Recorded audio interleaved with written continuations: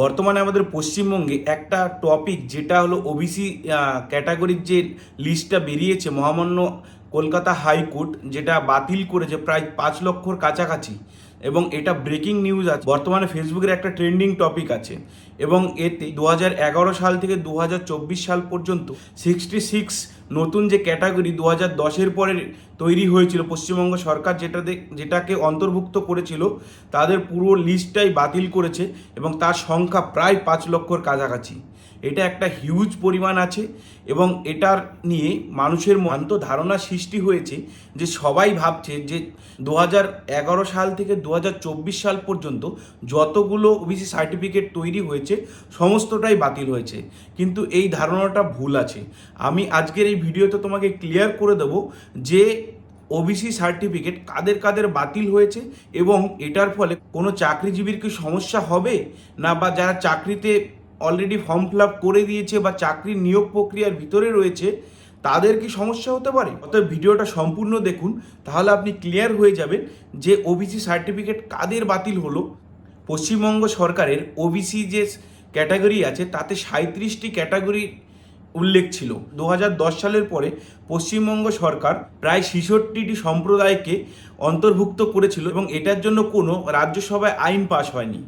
এবং মহামান্য হাইকোর্ট এই 66টা যে সম্প্রদায়কে পরে অন্তর্ভুক্ত করা হয়েছিল সেই 66টা সম্প্রদায়কে বাতিল করেছে এবং তাতে প্রায় 5 লক্ষর উপরে ওবিসি সার্টিফিকেটের সংখ্যা আছে। এবার তুমি ক্লিয়ার হলে মহামান্য আদালত কোন কোন ওবিসি সম্প্রদায়কে বাতিল করেছে। 2011-র পর থেকে 2024-এর মধ্যে যদি ওই 66টা সাবকাস্ট বাদে এবং প্রথমে যে 37টা ক্যাটাগরি ছিল ওদের যদি সার্টিফিকেট তৈরি হয়ে থাকে তাদেরটা বাতিল হচ্ছে না। 66টা ওবিসি ক্যাটাগরি ওবিসি এ বা বির হোক তাতে অন্তর্ভুক্ত হয়েছিল, তাদের সার্টিফিকেটগুলো বাদ হচ্ছে। সবাই একই জিনিস জিজ্ঞাসা করছে, চাকরির ক্ষেত্রে কি এটার কোনো প্রভাব পড়তে পারে?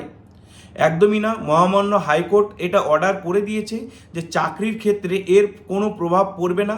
যারা অলরেডি এই কাস্টের সার্টিফিকেট দেখিয়ে চাকরি পেয়ে গেছে তাদের চাকরি ঠিকই থাকবে এবং তাদের সার্টিফিকেটটা বাতিল হচ্ছে না।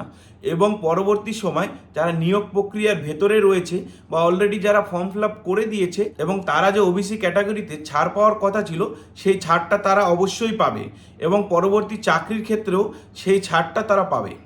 যে হাইকোর্টের রায় বেরোনোর পরের দিন থেকে যে কোনো ফর্ম যদি বেরিয়ে থাকে চাকরির, সেই নিয়োগ প্রক্রিয়ায় সার্টিফিকেট তুমি দেখাতে পারবে না, কারণ তোমার বাতিল বলে ঘোষণা করা হয়েছে। এবং এই 66টা ক্যাটাগরির মধ্যে যদি তোমার ওবিসির সার্টিফিকেটটা থাকে তাহলে তোমার এই সার্টিফিকেটের কোনো মান্যতা থাকবে না। 2011 সাল থেকে 24 সালের মধ্যে ওবিসি সার্টিফিকেটগুলো বাদ যাচ্ছে এবং কাদের সার্টিফিকেটগুলো বাদ হবে না।